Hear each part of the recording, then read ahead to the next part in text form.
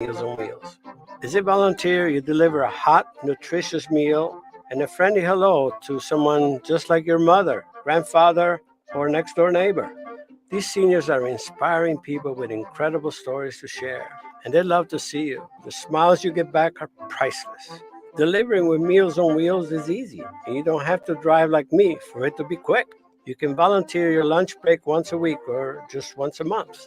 With 1 in 6 seniors facing hunger and many more living in isolation, your lunch break can make a real difference. So, America, let's do lunch. Volunteer your lunch break at americaletsdolunch.org. This message brought to you by Meals on Wheels America and the Ad Council.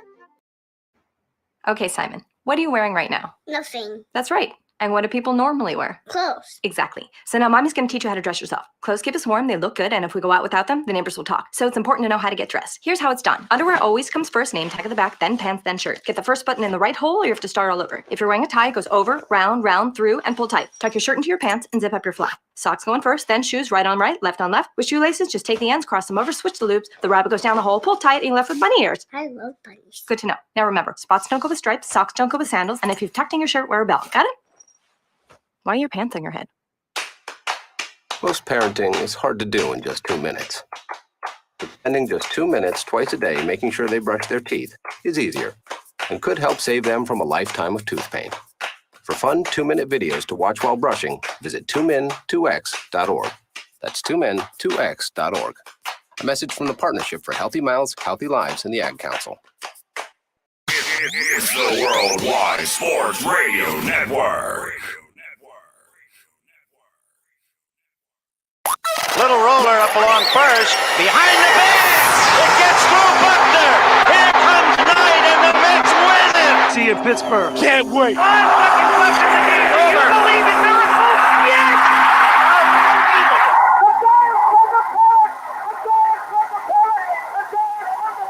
Oh, the band is out on the field. He's going to go into the end zone. He's going to go out of bounds. Montana looking, throwing in the end zone.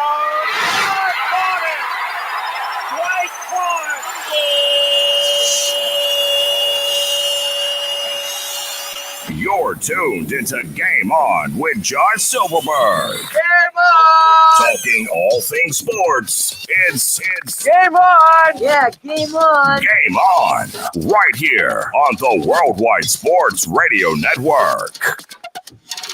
We are back, ladies and gentlemen, on another episode of Game On here on the Worldwide Sports Radio Network. Happy Friday, everybody. I'm your host, Josh Silverberg, joining you at this time.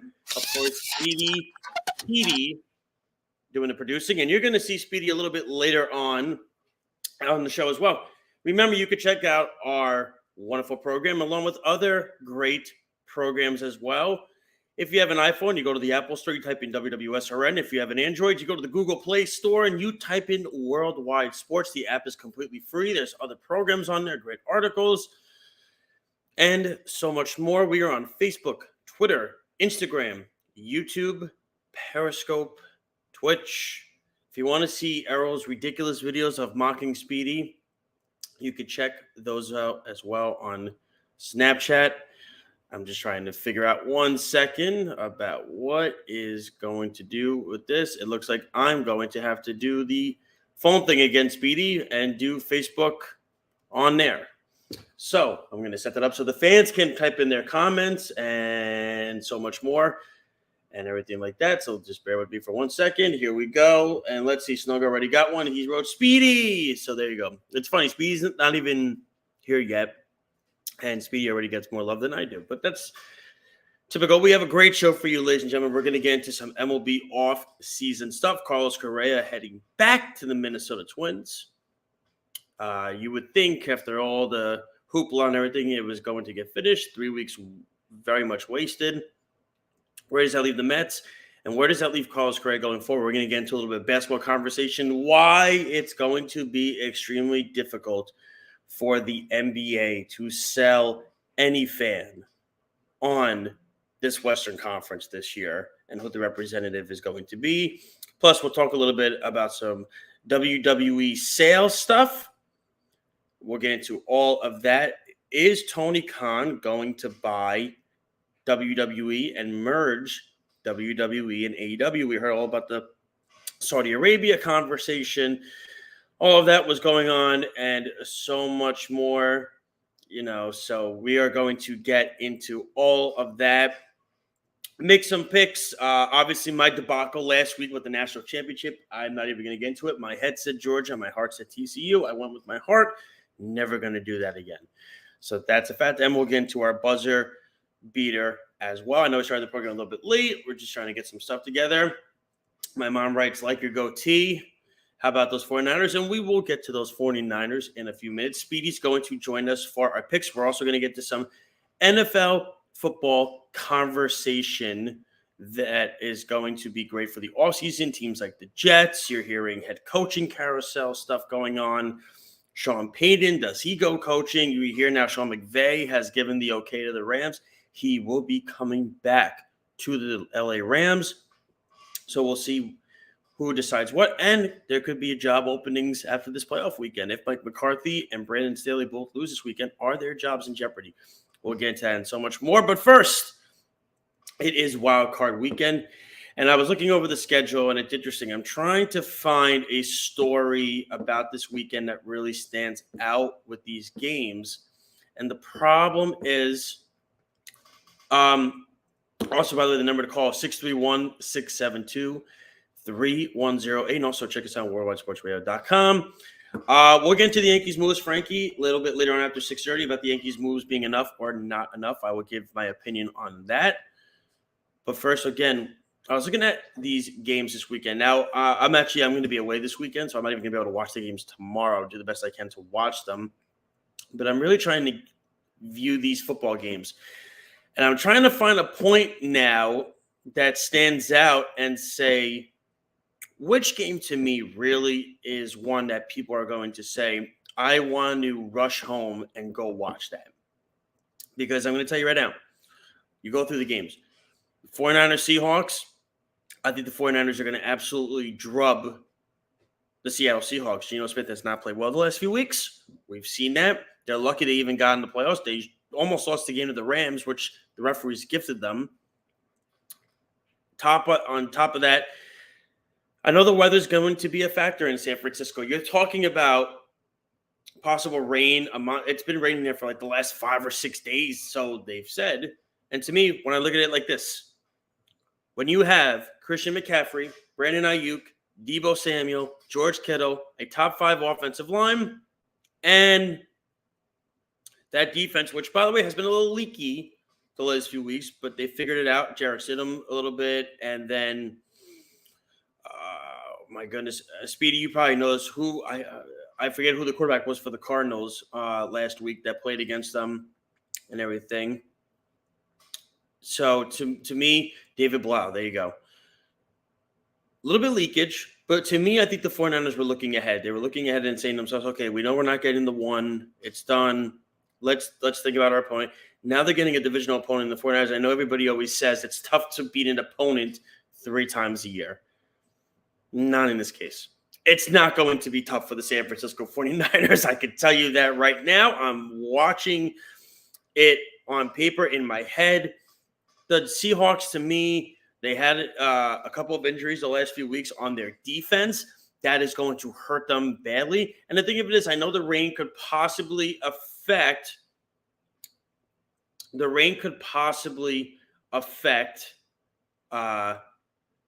with Brock Purdy and everything like that. We don't know. We're not sure. Here's the thing. When you have Christian McCaffrey and an offensive line on the ground, you're not going to have a concern. To me, I'm not worried at all about the 49ers winning this game. And again, this is not a compelling game. I think this is going to be a drubbing by the 49ers against the Seahawks. Then you have the night game, Baltimore-Cincinnati. I think Baltimore-Cincinnati is the Sunday night game. Saturday night game is Jaguars-Chargers.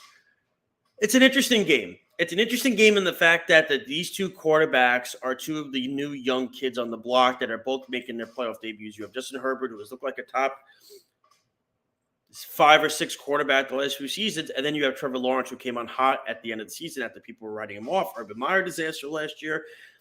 We now saw Urban Meyer doesn't belong anywhere near the NFL. And I remember getting that contract last year from the Jaguars. I said it is a disaster that Urban Meyer should even be coaching this team. Yes, you're Speedy. You are 100% right. Urban Meyer will be back at Ohio State in 2 years because as a Wisconsin fan, I love Ryan Day. I love Ryan Day. I support Ryan Day. Ryan Day is my guy. It's my guy right there.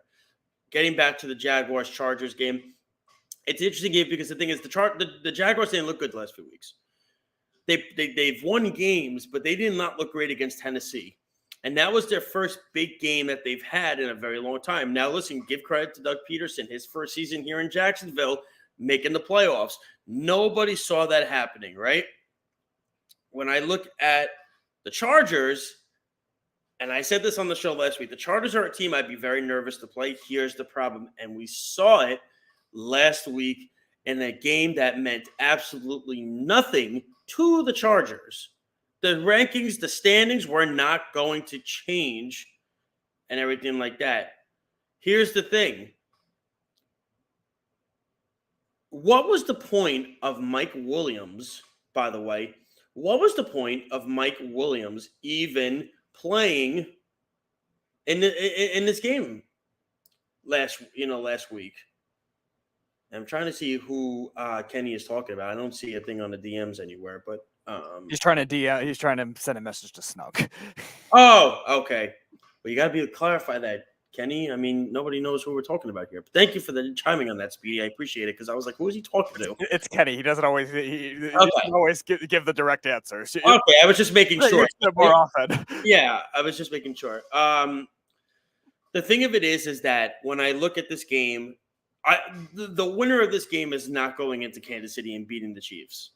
So that's what you get you get a nice little consolation prize. You get to win a playoff game. You get a little experience, and you go to the next round.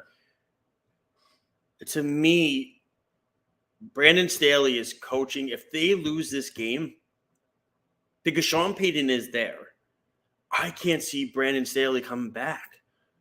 And what he did last week was just indefensible. Why are you playing Mike Williams in a meaningless game that doesn't change the outcome of anything? It doesn't change anything. It never would. So to me, when I look back on it, I say to myself, what was Staley thinking? Your team was healthy going into the playoffs in somewhat of a perspective way. I believe you just got Keenan Allen back. Justin Herbert was doing what he was doing and everything of that nature. To me, I think the issue is with the Chargers is the coaching. And as Speedy alluded to it earlier, the Chargers are going to Charger. It's just the nature of the beast. It's always going to happen. So you have that on Saturday. Then Sunday, you have what I possibly think could be a TCU Georgia type score in the Dolphins and the Bills. Tua's not playing. Bridgewater's not playing. Skylar Thompson is lucky he even beat the Jets last week. And Skylar Thompson is going to get the unfortunate job of having to play quarterback against the Buffalo Bills in Buffalo, in Orchard Park, where that stadium is going to be absolutely nuts. The Dolphins don't have a chance or a prayer in that game. Nobody believes in them. I believe Buffalo's fair by 13, if I'm not mistaken. There's no shot. There's no point of even discussing this game. Miami doesn't have a shot. Now, listen, it's unfair to judge Miami this year because of the Tua injury. I would have been very curious to see what would have happened. The problem is Tua's had 3 concussions in the last 3 months. Does Tua even come back to play football next year? And that is something that the Dolphins have to figure out. That's number one. Number two, I keep hearing people say because Sean Payton and Tom Brady share the same agent that they might want to do a package deal going to Miami. But the thing of it is, do you really want to get rid of Mike McDaniel, who had a pretty good season this year and his first year as head coach and making the playoffs? That to me wouldn't make any. Now, listen, if you have a chance to get Tom Brady with, of course, with Mike Gesicki, you have Mike Gesicki, Tyreek Hill, Jalen Waddle, Raheem Mostert, who I like. Now, if you have a chance to get Tom Brady, it's a different story. But I don't think you need to do a package deal with Sean Payton and Tom Brady. I think McDaniels can work with Brady. I don't know what the thought process is going to be with Tua this coming year. 3 concussions in 3 months is a very weird thing that barely happens, and the NFL is going to be extremely cautious on this entire thing because they don't want to take another. They don't want to take another bad PR hit. Take it enough already since the whole thing happened. To me, I look at it in this way. The question is going to be is, will Tua play next year with them? Do they go another route? Do they go get a Jimmy Garoppolo? Do they maybe try for – I don't think they're going to go out to Derek Carr. I think Derek Carr is going to the Jets, but we'll see. Then you have one of the more, I would say, compelling games this weekend, and that's the Giants and the Vikings. And the Vikings are 3-point favorites. Now, the Giants lost to the Vikings in Minnesota a couple weeks ago, and the Giants put up a good fight. I don't believe Xavier McKinney was playing. Those guys were not playing. And all week I was going to pick the Giants. I had the Giants. Adoree Jackson's not going to be playing this week either. I was going to pick Giants, and we'll get to picks. B and I are going to get to our picks in a little while. Or we'll just save them when we come back from the break. We'll do them after the break. Speedy, we'll do picks after. To me, I don't know. I don't know if the Giants are going to have enough in this game from a talent standpoint to beat Minnesota. Because here's the thing. I need to know, how is Justin Jefferson going to get stopped? How is Dalvin Cook going to get stopped on the run? And who's pass rushing on the Giants? Dexter Lawrence has been fantastic this season. He has. He's been great this season. The thing of it is, I don't know if that's going to be enough for the Giants to beat the Vikings. And we're doing our picks when we come back from break. I'm still on the fence with this pick because I don't know which way to swing. All week I was thinking Giants are going to win this. Giants got this. They have this. They're going to get it. I sit here today and I say I don't know. Because the thing is, I still have to trust. And Snug, I completely agree with you what you're saying. They are tough at home. I have to see what Kirk Cousins does. And the thing of it is, Kirk Cousins gets a lot of hate. Not because he's a bad quarterback. It's because, 1, he doesn't do well in big games. We know this. He doesn't do well in primetime games. And 3, he gets paid a lot of money. That's why everybody hates Kirk Cousins. But if you look at the numbers and you dive deeper into Kirk Cousins' career statistics, they're very good numbers. They're top 15 quarterback numbers. Some years he's been, I would say, 9th or 10th, 11th in the league. The thing of it is, I'm just so – I have to see how – now, the Vikings don't have a good defense, right? Their defense stinks. It's not great. But who is Daniel Jones going to throw the football to other than Darius Slayton? Kenny Galladay is not just going to show up after scoring a touchdown last week and think he's the Kenny Galladay from 3 years ago in Detroit. That's not happening. You're going to have to rely on Saquon Barkley in this game. And if they can't run the football, they don't have a shot in this game. It's going to be a close game. I can 100% see in the game 24-all and Viking-esque in the playoffs. Viking-esque, Kirk Cousins throws a pick 6, and it's returned by Xavier McKinney for a touchdown. The Giants go on to the division round. Because let's call it like it is, in the last few years, the Minnesota Vikings have given their fans heartache, pain, and everything you can imagine in the playoffs.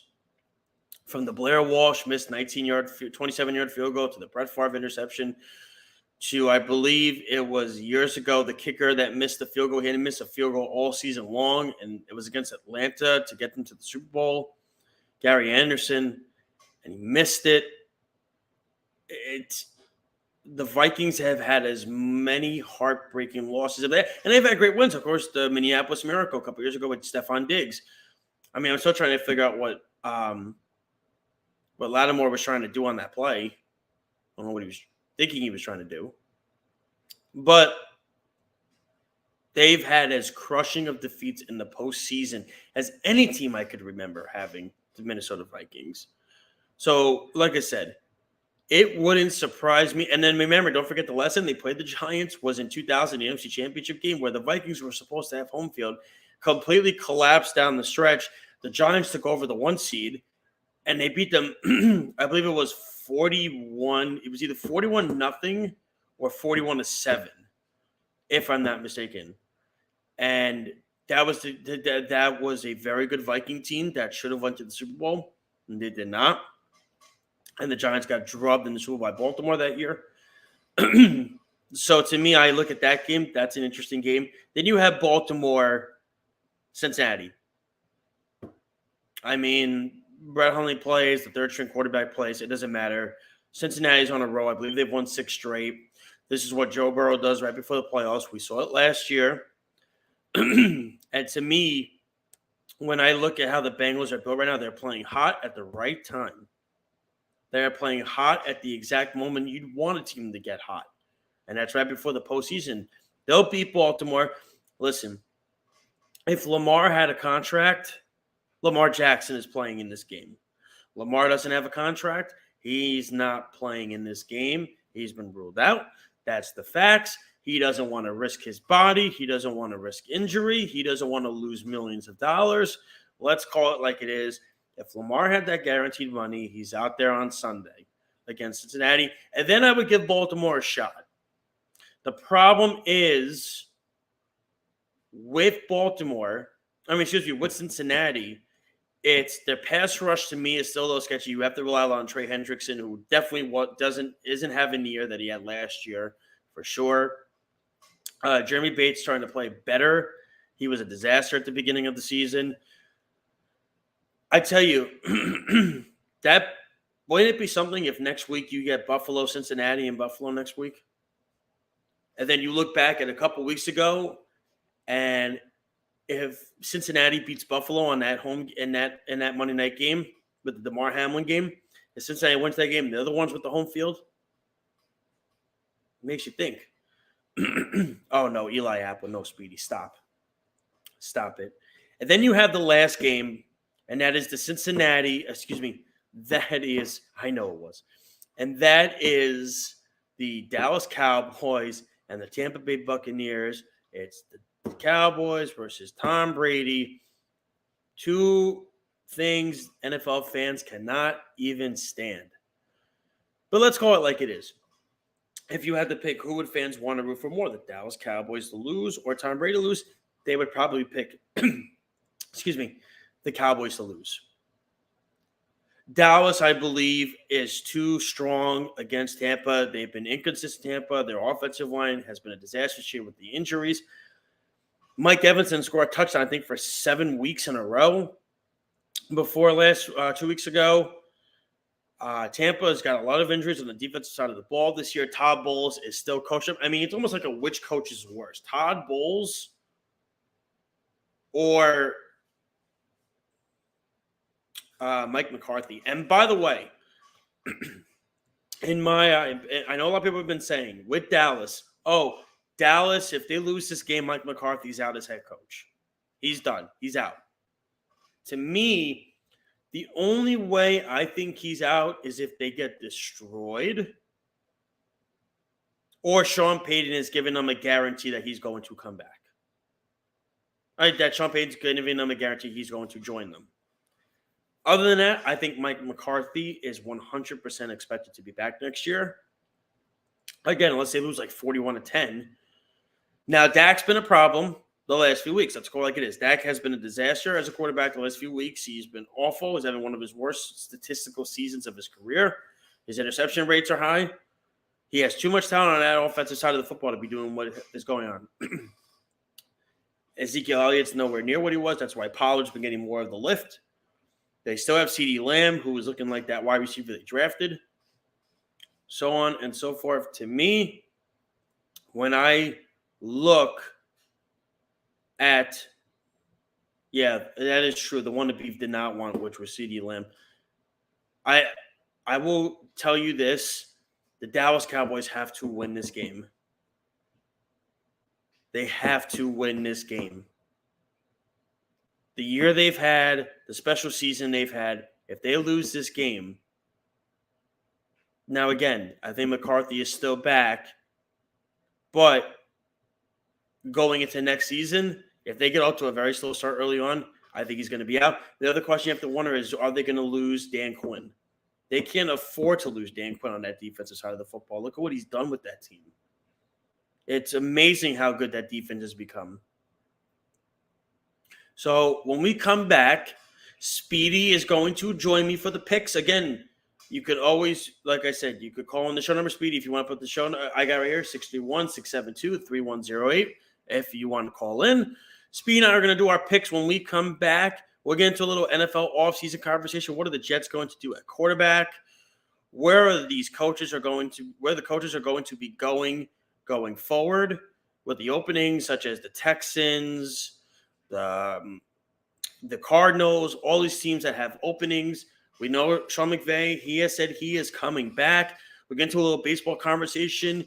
Did the Mets do right by not bringing in Carlos Correa? And what are my thoughts on the New York Yankee season? And I got to tell you, this Western Conference in the NBA, good luck selling me on it. Because to me, look at these teams that are in first place that could be going to the finals. It doesn't interest me. And we'll get to our buzzer beater. That's all coming up right here on Game On here on the Worldwide Sports Radio Network. It's the Worldwide Sports Radio Network.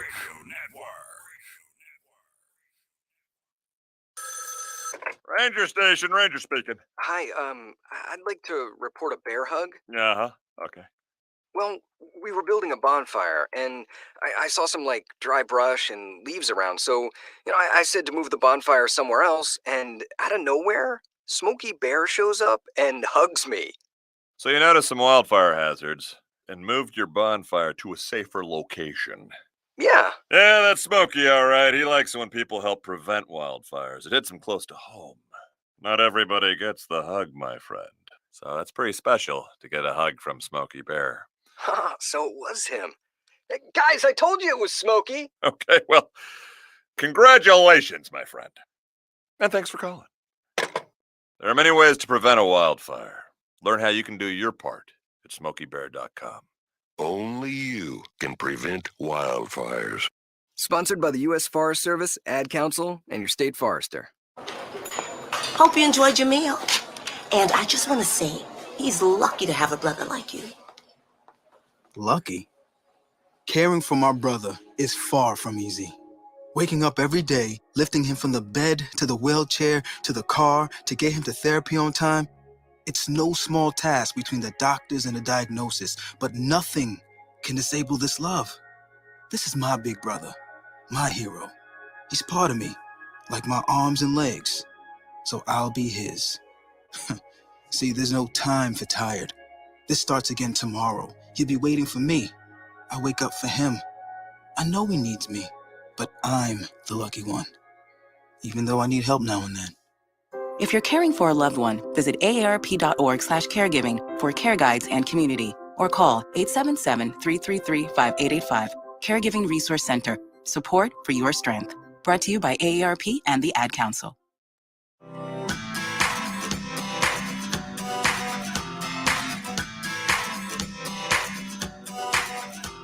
People been saying to your friend, get a different face, and posting on their feed, they're super ugly. The things they say to them online are cruel and they're not true. So tell your friend, I'll stand up for you. Don't worry, I know what to do. Tell the world I see with an emoji to stop the bullies. Know someone who's being bullied online? Send the witness emoji. It looks like an eye in a speech bubble, and it's in the symbol section near the clocks in your phone. You'll let the world know it isn't cool, and you'll let your friend know you care. Learn more about the witness emoji at eyewitnessbullying.org. Brought to you by the Ad Council. It's the Worldwide Sports Radio Network. Game on! Game on! We're back. The juice is gone! You're listening to Game On with Josh Silverberg. All right, ladies and gentlemen, we are back. I still love that Wayne's World stuff. That's awesome that they're back. And Speedy is with us now. What's up, man? Yeah, I am back for the picks and with a new haircut.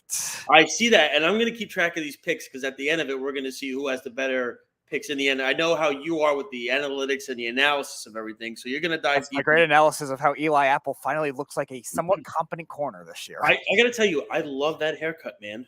You look great. Enjoy it. Yes. You look fantastic. Well, it's funny because next weekend I was talking with Arrow, possibly getting together next weekend to watch the football games. And I said, you know what? I said, and Speedy Harold goes, Speedy looks like a person now. So it's like no longer an alien life form. For all the people that thought that. Oh, we love you, Speedy. Anyway, ladies and gentlemen, like I said, you can listen to our show. It's not brand new, but it's a free app. If you have an iPhone, download the app on the iPhone. Type in WWSRN, Android. Go to the Google Play Store, type in Worldwide Sports, worldwidesportsradio.com. We are on Facebook, Twitter, Instagram, YouTube, Periscope, Twitch. That's my cat running up and down the stairs, probably, if you heard that. Yay. What a nut job. And everything of that nature. And you can also hear on Snapchat as well, Arrow's lovely videos about asking Speedy the most awkward, weird questions that he possibly could ask. Speedy, no, you can avoid those. No, those are good. It's good. It's good content. Remember that. We're all about content here, Speedy, so it's good. All right? So let's get into our picks right now, and let's start with the first game. And that would be the 49ers and the Seahawks. I'll start first with this one. It's an easy one. It's a no-brainer. Geno has looked terrible the last few weeks. We've seen it. The interception rates have gone up. We've seen it in the turnovers. And, yes, I know Snug likes it when the cats come into the show. It's great. To me, I know the weather's going to be a factor. It's been raining nonstop in California. I believe it's supposed to rain until Wednesday, if I'm not mistaken. It's not supposed to stop. When you have Christian McCaffrey on the ground and you have the defense, I think this hurts Seattle a lot more than it's going to hurt them more than it's going to hurt the 49ers. It's easy. To me, the 49ers are the pick in this one. I believe the line was it 12.5? I believe it was, Speedy. I believe it was 12.5, if I'm not mistaken. The last time I checked, the 49ers were 12.5. It was because I was thinking 9.5. 9.5 right now. 9.5. So it is 9.5. So I'll take the 49ers in this one. I'll take the 49ers, and to me, I think I'm going to take the over in this one. I think they're easily going to beat the Seahawks. It's going to be a drubbing. Brock Purdy is going to show you why. And everybody keeps asking this question. What are they going to do next year with Trey Lance? Here's the thing.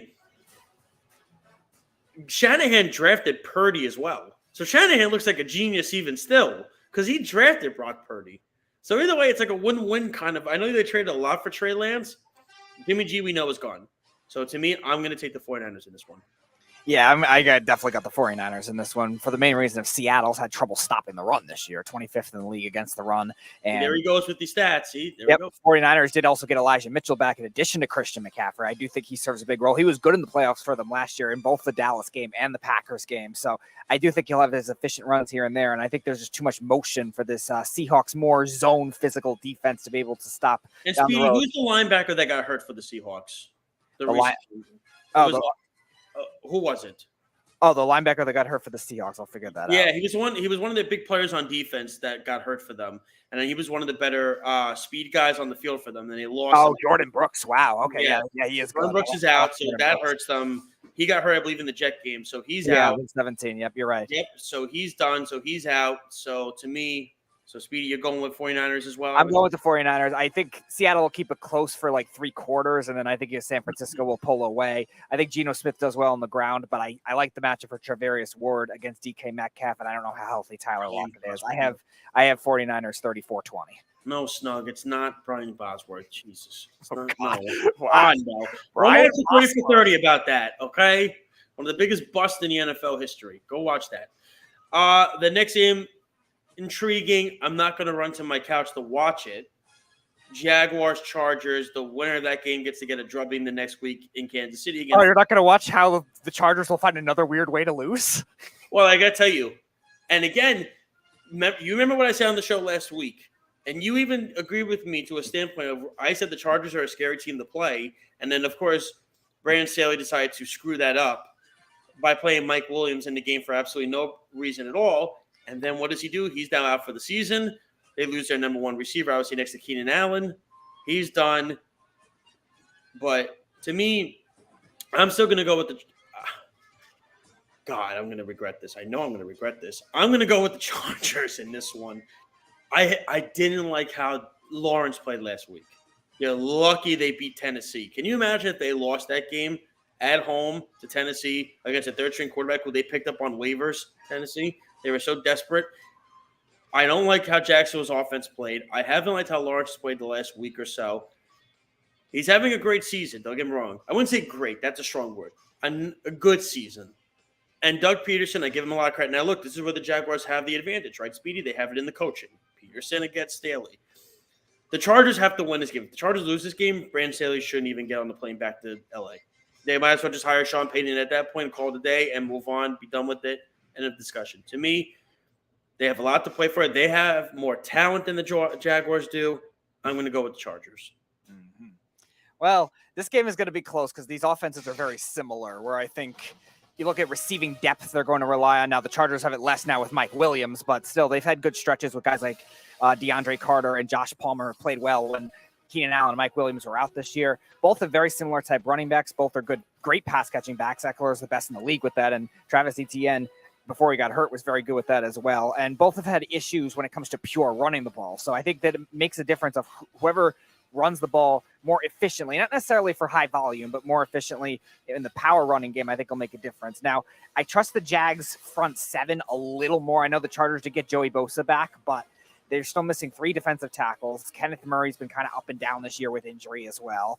And the Jags young linebackers have played very well this year. Devin Lloyd, Chad Muma, both rookies and played well. And they're 3 good pass rushers. Trayvon Walker, I think we all mocked for him drafting number 1, but he still played well in the second half of the year. So I just trust them against a banged-up Chargers offensive line just a little more.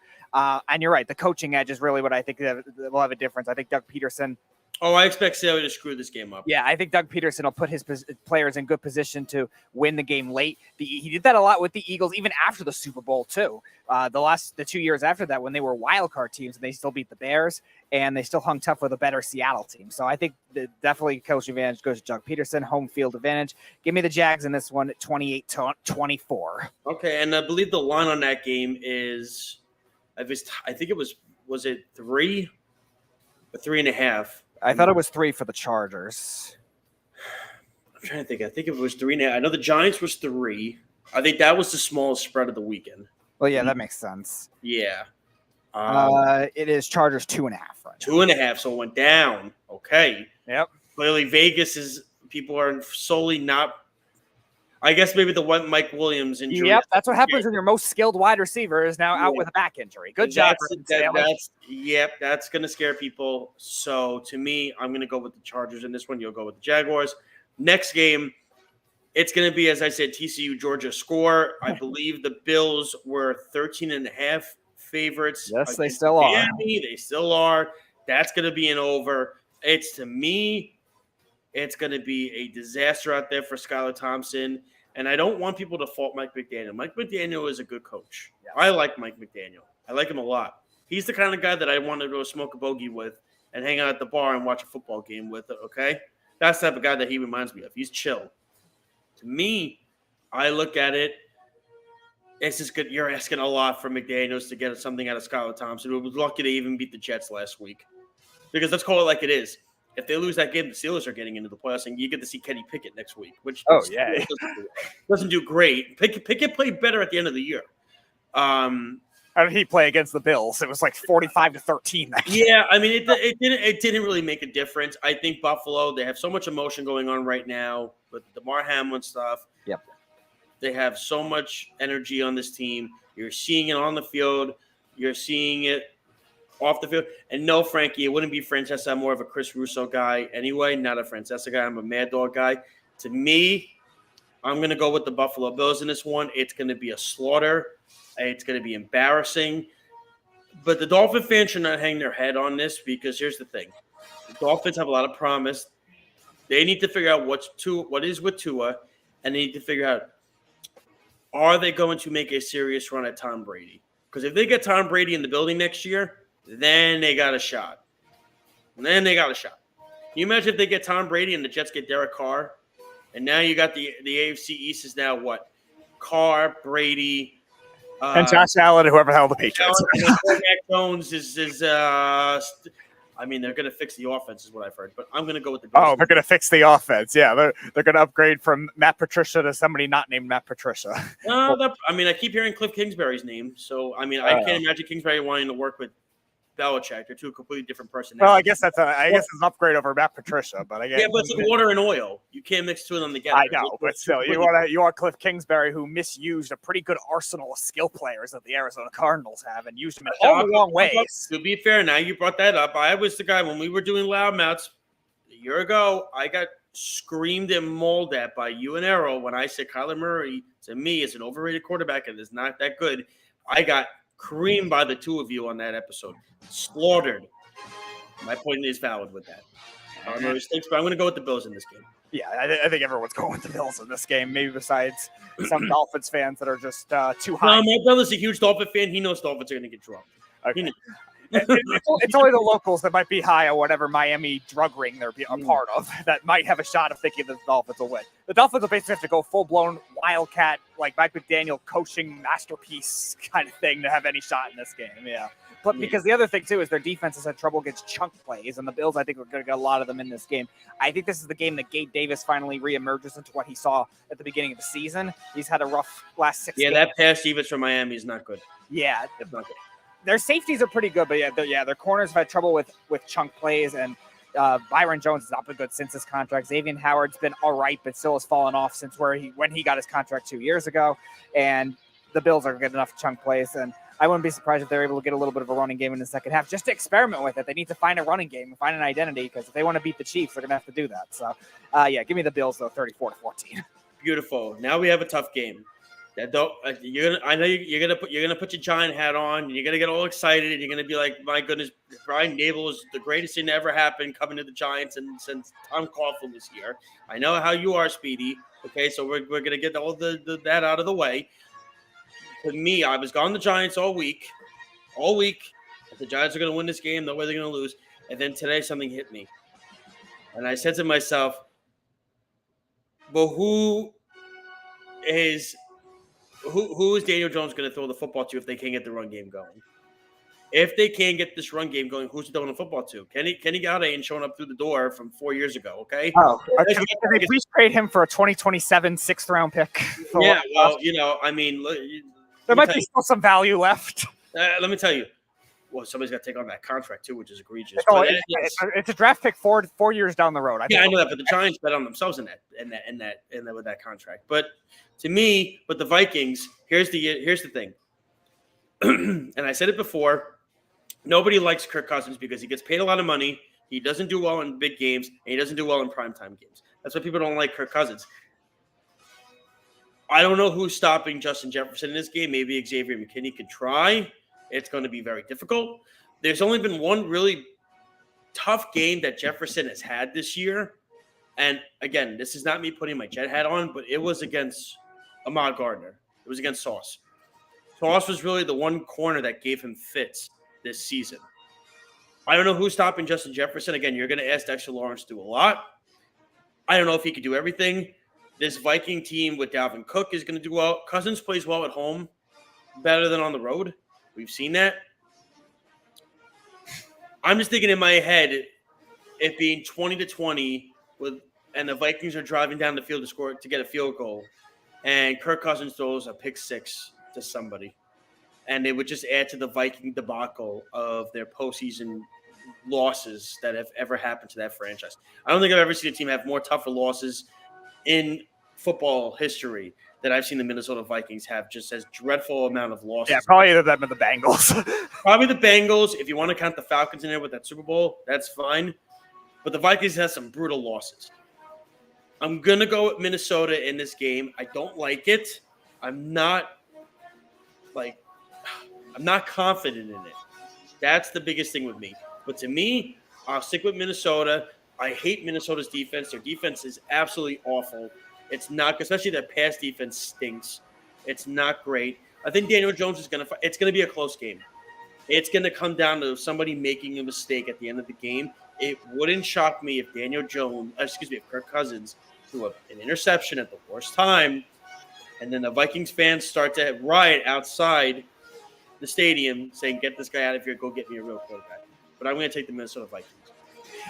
This is an interesting matchup for two reasons. I think when you look at the Vikings offensive line having a couple injuries, Brian O'Neill probably not going to play. Garrett Bradbury is going to play, but how healthy will he be against Dexter Lawrence is going to be a tough matchup. But again, is Ojulari playing? Ojulari's playing, but again, how healthy is he? And did you see the Evan Neal news today? What Evan Neal's knee? He hurt his knee in practice. Well, I know he's been hurt for a while. He is going to play. So he re-aggravated it, but he's still going to play. Okay, but yeah, I'm not really confident. They don't have a pass rush, Minnesota, so you don't have to worry about it. I think Hunter and Smith are still good edge rushers. Hunter's good. That's fine. Hunter's fine, but the thing of it is that they're I respect Harrison Smith. I do. The problem is I'm more referring to Zadarius Smith, who should have double-digit sacks. No, Zadarius. I think Zadarius, to me, when he's in a big game, you saw it in Green Bay, he goes invisible. He's invisible. I mean, I guess it's a pretty small sample to judge because with the Ravens, he only was a pass rusher. The 1 year they made the playoffs, he was kind of a third-string pass rusher. So it's tough. Kind of tough to judge with that kind of thing. I think that matchup, though, is favorable for Zadarius Smith with Evan Neal, who still had issues in the pass protection. He re-aggravated the knee in practice, what Ian Rappaport said today. Okay, so but he's still going to play. Yeah, I expected him to play. I didn't know how well he was going to play in that instance. Just even with before re-aggravating it today. So yeah, that's concerning. Now the other thing that's rough to look at with the Giants is their secondary depth. They're relying on a lot of rookies and a lot of kind of versatile defensive backs in Wink Martindale's scheme. And the Vikings have a lot of good receiving depth. I know you mentioned Jefferson's the superstar, but KJ Osborne's played very well this last KJ Osborne, he still got Thielen. Yeah, and the Giants really do not have anyone that can guard TJ Hawkinson either. And that was the biggest thing that carved up the Giants in the first That was an underrated trade at the deadline. Yeah. He's looked as consistent of a receiving stretch as he's had in his career with the Vikings coming in. Now, the Giants did do well on Dalvin Cook in the first meeting. Will they do it again? I don't know. I think Kevin O'Connell will find more creative ways to use him. Saquon Barkley, I think, does play better than he does in the first meeting, too. But, again, I don't think the Vikings are going to let Daniel Jones extend to the outside as much as he did in the first meeting either. I think those edge rushers do play better. So I do think the game will be close. I think the Giants' red zone defense will keep it close for the to hold them to field goals at certain points, but I am going to take the Vikings as well because I don't think the Giants are going to get enough chunk plays. The Vikings' defense has trouble with chunk plays, kind of like I was saying with Miami. But the Giants, outside of Slayton, really don't have anyone to stretch the field like that. Daniel Bellinger. Lawrence Cager's not going to do it for you? Oh, that's practice squad legend. Really quick, before we get to the next game, listen, remember this, though. Everybody says, how is Brian Dable going to coach? It's his first playoff game. It's not. He was an offensive coordinator in Buffalo for years. Wink Martindale, defensive coordinator in Baltimore for years. These guys have been to the playoffs before. They know what the playoff atmosphere is like. It will not be over. The light will not shine on them too bright. Kevin O'Connell's the guy that I think people need to look at a little bit more.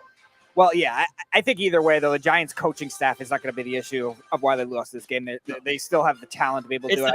It's the talent. I think the Vikings just have too many mismatches especially with their wide receivers and still also with their defensive line, too, against the Giants' offensive line that still isn't great. So give me Minnesota. I do think it's close. I'll say 27-20.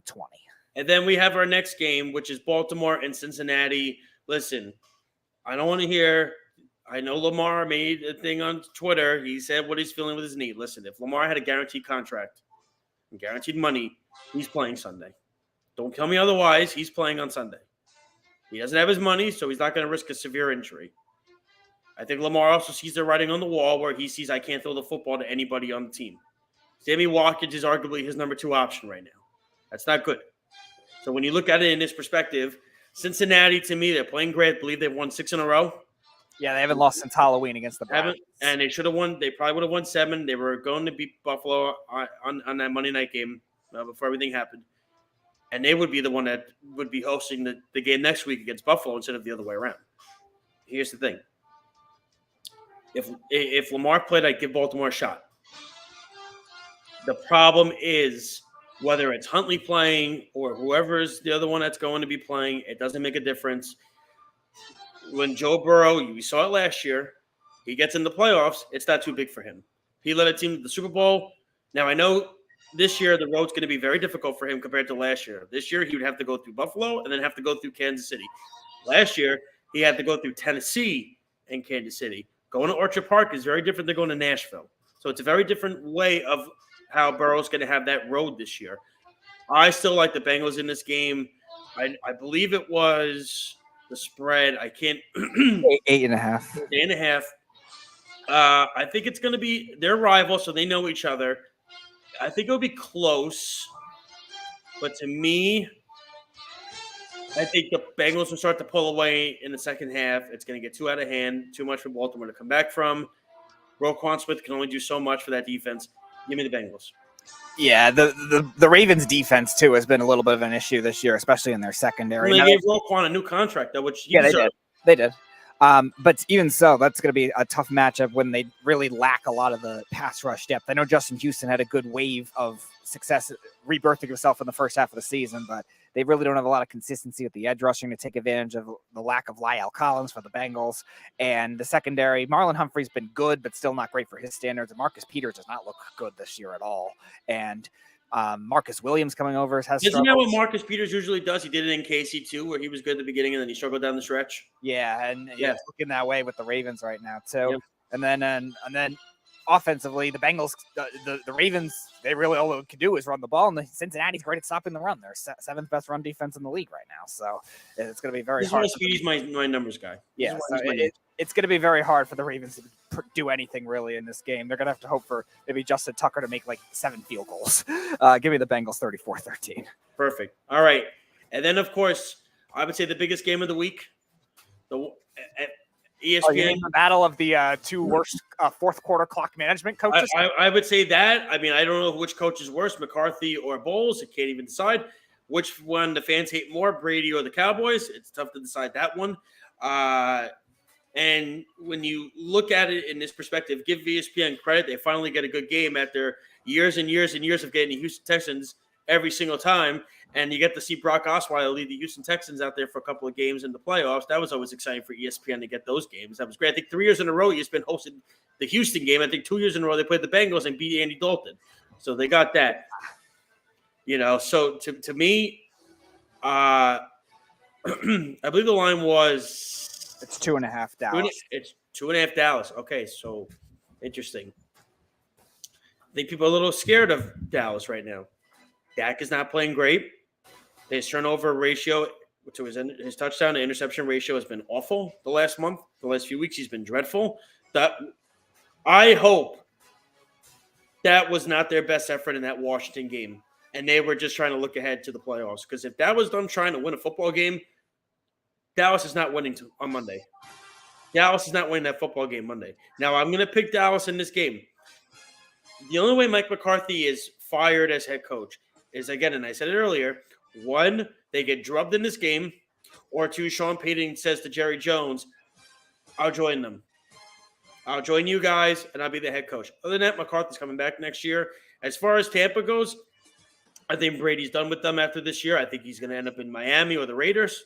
Those are my 2 plays where I think he's going to go. So to me, I'm going to go with Dallas in this one. I'm not confident because, again, it's Brady in the playoffs. They're home. I don't like how Dallas has been playing lately. They've looked atrocious. That game against Washington was just a despicable way and showing that they had last week. And if any Cowboy fan has confidence that this team is going to win the Super Bowl this year, go watch that Washington game last week. Because I got to be honest with you, I did have confidence they could go to the Super Bowl this year. I did. I don't have that anymore. The way Dak is playing right now, Dak is still a good quarterback. Dak's still, to me, a top 10 quarterback in this league.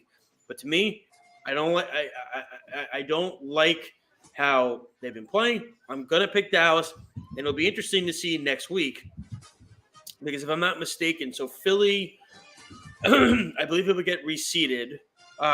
So Philly, if Dallas wins and Minnesota wins, Philly would get Dallas. But if the Giants win, Philly gets the Giants. See, now that's a game that's going to make me run to the couch and watch, okay?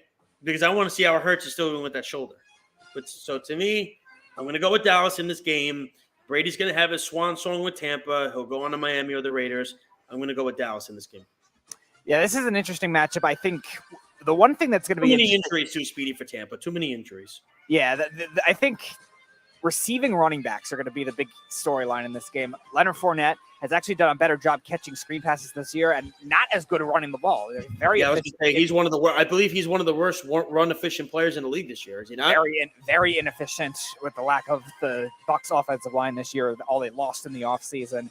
They had to really rely on a lot of rookies this year. Tristan Wirfs got hurt later in the year, too, and even he wasn't playing great before that either. So it hasn't been the same for Fournette running the ball. But receiving, he has done well. I think that'll be a good counter for the Cowboys that do like to blitz a lot more often. Dan Quinn's not normally a blitz-happy guy going back to his Seattle and Atlanta days, but has been more blitz-happy with Dallas since he's come over there. So I think that's a counter for Fournette. The question is the other receivers going to be able to be trustworthy to be able to take advantage of Dallas's lack of secondary depth? Anthony Brown, he got hurt. Calvin Joseph hasn't played well. Trayvon Diggs is hit or miss, and they don't have much beyond that. He just accepts the football, but he doesn't do anything else. No, I know. Chris Godwin is really the only consistent wide receiver for the Buccaneers this year, so he'll have his. The question is, can Mike Evans find the fountain of youth again? And then the tight end play, I like their rookie Otten. He's looked pretty good at times, but again, it's not Gronk, it's not Cameron Brate. Can he be able to get something more out of that? And also the red zone offense is something that's been a little iffy for Tampa this year. They've had to settle for a lot of field goals. So I agree with you. I'm going to take Dallas. I think it will be a close game. I'm going to take them 27-23. Okay, so the only game we disagreed on is the LA Chargers Jaguars game. That's the only game we disagreed on. Well, of course. You expect me to pick the Chargers? Listen. So every game we agreed on. Speedy, thank you for joining me for this segment. I appreciate it. You and your numbers, love it. Love seeing you. Speedy's going to be joining us every week to the Super Bowl with the picks, and I'm going to outduel him in this. Even though he did go, I heard 14-2 last week. I did. Yeah. I did, which is impressive. I mean, that's wild to do that. Yeah, I've had a week where I went 4-13, so that was ideal. Well, I mean, that was just you probably smoking too much. So there you go. Speedy, thank you so much for joining us. Absolutely. We're going to get into a little bit of baseball right now, and we're going to talk about the Carlos Correa situation that happened. To me, because I'm going to stay until 7:15. With Carlos Correa, did the Mets do right by not bringing him back? Not signing him? Here's the reality. Carlos Correa went from $350 million to $315 million to getting $200 million. That, to me, is a sign of a problem of a player that when you look at – and I heard Scott Boris's segment on, Darwinism with the body and stuff like that. It's out there. It's not how the body works. But when I look at the Carlos Correa situation, I was excited for it as a Met fan because I really felt like, okay, this guy could be a piece. As the weeks went by, I wasn't excited anymore. I was bored by it. I didn't even care anymore. And then I thought about it even more, and I went, 12 years is a lot of years. For a guy that only hits 20, averages about 24, 25 home runs a year, 80 RBIs, and I believe hit over 300, once in his career. He's a great playoff hitter. But I think if you're the Mets, I think going out next year and getting a Manny Machado is better suited. That's where the New York Mets need to go, is the Manny Machado sweepstakes. That's the guy you bring in. You sign him for a 5-year deal. He's a little older than Correa, but you sign him to 12 years. You can sign him for a 5-year deal, 6-year deal, and you cook with that. You then have Alonso, McNeil, Lindor, Machado. That's what you go with. They'll still be interested in Ohtani. I think Ohtani's going to go to the Dodgers. That's just my opinion. I think the Dodgers are setting up for a run at him. I don't even know if he wants to come out to the East Coast. That's why I think Machado is going to come to the Mets. He doesn't want to be in California anymore. He wants to come out to the East Coast. To me, when I look at also with Correa, here's the problem. We talk about having a big bopper bat in this lineup if you're the Mets. Here's the thing. Was Correa really that big bopper bat when he's only averaging 22 to 25 home runs a season? Again, great playoff player. The ankle has not bothered him in his career. God bless him. You hope it doesn't. I don't ever wish players to get hurt. But the guy went from 350 mil to 315 to 200 mil. And to me, that's a lot of money that's lost. I think the Mets are fine with Eduardo Escobar. And here's another crazy idea. Why not just give Brett Beatty a shot? He was a top prospect at third base last year. Why not give Beatty a chance? We talk about building this farm system up, building this team up through the farm. Why not give Beatty a shot? And if Beatty doesn't work out, then you go and you sign Machado. And you plug Machado in there for a 5 or 6 year deal. He was second in the MVP this year. That's the big bopper hitter that the Mets need behind Alonso. That's the guy. You could have Machado hit 5th behind Alonso. That's the bat that they need. As far as the Yankees go, I know Frankie asked me earlier, I think they did too much? Is it enough? Is it not enough? The Rodon signing was a very good signing. It was a great signing. Here's the issue. Their lineup is the same. And yes, I know my dad's been saying that Correa would have been the fifth best hitter in this lineup. And I agree with you. I think behind McNeil, Alonso, Lindor, and Marte, he would have been the 5th best hitter in this lineup. But the Yankees, when you look at them and you see what they're doing, the Yankees have the same lineup. Nothing's changed. They brought Aaron Judge back, and that's it. And they brought Rodon in, and that's it. This is a bridge year for the Yankees. They need to see what they have in Anthony Volpe, Oswaldo Cabrera, and Peraza. They need to see what they have in these 3 guys. Because if they don't have anything in these guys here, and here's the other problem too. The Yankees are tight now. Here's the thing. The problem with the Yankees as well as with Judge in the playoffs. He's not a good playoff player. We've seen that. The other issue too is what about the bullpen? Where do the Yankees go with the bullpen? To me, that's something that the Yankees need to figure out. Because Clay Holmes had a nice year last year, but he got hurt. They didn't improve their bullpen. They brought Tommy Canley back. And now their contracts are stuck there with Stanton, Judge, Cole, now Rodon, add LeMahieu, add Rizzo. Big contracts. How do the Yankees improve there? That I'm not sure about. I still think they'll win the AL East, but Toronto did good with their pitching this offseason. We'll see if the Yankees are there. They're not as good as Houston. Houston got better getting Jose Abreu. To me, I think that was a good move by the Astros. They have their prospect coming in, I believe Brown. He's going to replace Verlander. Astros will be fun. Into the basketball right now really quick. And if you look at the Western Conference standings, you see the top 2 teams right now are, if I'm not mistaken, the Denver Nuggets and the Memphis Grizzlies. And I got to ask you this question. How does the NBA sell just not a passionate fan, just a fan that watches every now and then? How do they sell one of those 2 teams being in the NBA Finals? Maybe to the fan that watches every game, they get ecstatic about it. They love it. It's great. It's awesome. It works perfectly. But just a conservative fan that doesn't watch all the time, how are you going to sell me on the Nuggets and the Grizzlies? How are you going to sell me on the Pelicans? It's impossible to sell me on these teams. Dallas has not been good this year. They lost Jalen Brunson, who goes to the Knicks. And Cuban's doing exactly to Doncic what he did to Dirk, where he never gave him players around him to play with. He let Steve Nash walk out the door. He lets Jalen Brunson walk out the door. Same thing. Nash and Brunson are not the same player, but I'm saying all-star caliber players. They let him leave and walk out the door. Can't do that. Then you have the Warriors, who have been so hit and miss this year.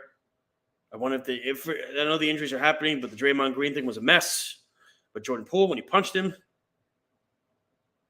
So the thing of it is that the NBA can't sell the conservative fan on these teams. Everybody's in the Eastern Conference. The Celtics, the Nets, the Bucks, the Sixers, the Cavs. I'm not going to put the Knicks in there. But all those teams have superstars. Giannis on the Bucks. Durant and Kyrie on the Nets. Durant's out right now. Mitchell on the Cavs. Embiid on the Sixers. Superstar players all over there. And the one big superstar that's in the Western Conference is LeBron, and they're not going to make the playoffs again. You can't sell that. And I'm very curious how the ratings would be during the Western Conference Finals this year if it is, say, a Memphis-Denver. How are you going to explain that one if you're Adam Silver? You can't.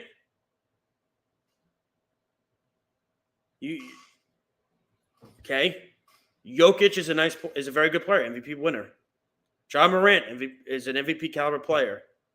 That's not putting the fans on the East to watch those games because they're not big market teams. Milwaukee's a big market team now because of Giannis. There's superstar players and then there's generational players. Giannis to me has gotten to that point where he's become a generational player. Embiid in Philly, big basketball city. Knicks, Nets, big basketball cities.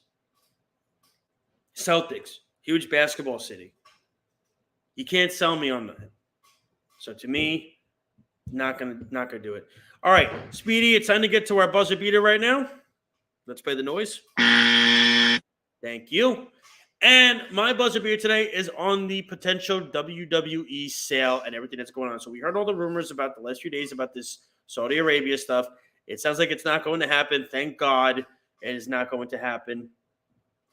To me, it's still I would disagree with you. And as great as the Celtics have a good basketball city, New York is basketball. The Knicks have been terrible for the last 30-plus years. And they still sell out the Garden every day. To me, if the WWE did sell to Saudi Arabia, done with the product. Won't watch it anymore. We'll have no interest in it anymore. Fed up with it. Can't do it. Now, I'm hearing reports that Tony Khan wants to possibly buy WWE and merge AEW, WWE, and Tony Khan's going to run all of the professional wrestling industry. Okay. I like the competition aspect of it. I've liked WWE's product since Triple H took over and Vince left, and now Vince is back, and everything's ruined. Hate it, can't stand it, terrible decision. It would be disappointing if they do sell it to Saudi Arabia. I don't think they're going to. You hope they don't. But if Tony Khan buys it, I'm not sure I'd be all on board up for that either. Merging WWE and AEW together is too much. Too much. Too much happening. Can't have it. They're two completely separate brands. Don't do it. I like the way it is right now. All right. Thank you, ladies and gentlemen, so much for tuning in tonight to Game On. I hope everybody enjoyed it. It was a little bit of an extended episode. We started a little bit late. That's okay. We'll be back on at 6.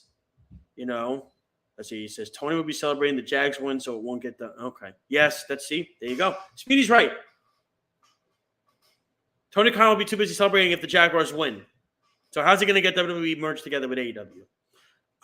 Again, if you love the show and love other shows as well, download the free app. Type in WWSRN if you have an iPhone. If you have an Android, you go to the Google Play Store. You type in Worldwide Sports. WorldwideSportsRadio.com. We are on Facebook, Twitter, Instagram, YouTube, Periscope, Twitch, and so many more social media options. Speedy, Petey, thank you so much for helping out this week. I know I'm going to win this week, although the Chargers will probably blow it for me. I want to thank all the fans for listening and watching. Again, don't be shy to call in, 631-672-3108. Call in, share your voice. I'm telling you, we want to hear you. Okay? Have a conversation. Love it. I'll continue to read your Facebook your things. I know my neighbor James is chiming in. Love seeing that for sure. Frankie chiming in as well. Of course, my parents chiming in. Snug always doing it. Jeff had a comment before. Kenny was doing his thing and everything like that. So we are done for this week. We'll be back on next week. Again, call in. James, I'd love for you to call in and talk about hockey. I know you're going to talk nonstop about the Rangers, so I'm prepared for that. That'll make Speedy happy because he's a Ranger fan as well. Thank you so much for tuning in, ladies and gentlemen, to Game On here on the Worldwide Sports Radio Network. Have a fantastic weekend. Enjoy the playoff games, everybody. Have a good one. We'll talk to you then. Have a safe and fun weekend. This has been Game On the Worldwide Sports Radio Network. It's the Worldwide Sports Radio Network.